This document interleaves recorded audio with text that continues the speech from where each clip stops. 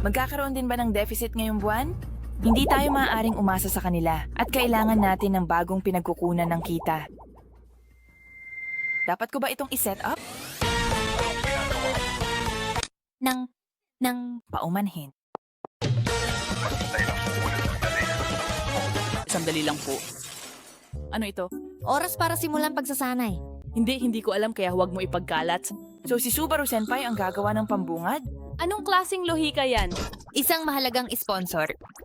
Prutas? Ang Forox ay ngayon ay nasa matinding problemang pinansyal. Kayamanan. Ito ay isang krisis sa politika, isang krisis sa pananalapi. Pero ayos lang yan. At pagkatapos ay tinawag niya ako, Kaya ko to. Mas kakaiba pala ito kaysa sa inaakala ko. alam mo ba, Kamo Senpai? Ang tunay na problema ay mas maliit. Nahihirapan din ang mga restaurant ng curry. Kailangan nilang palakihin ang lalagyan. Ano ang pinag-usapan ninyo? Dahil lang naman, Tumahimik ka, nakakainis talaga yan. Ano ang problema? Nakatatanda. Galit? Terwick? Hindi yan totoo. Oh, kayong dalawa na mamahala ari-arian. may nagsimula ng isang bagay. Pero posible, ngunit talaga, pero ngayon na, ito na ang huling pagkakataon mo. Ano?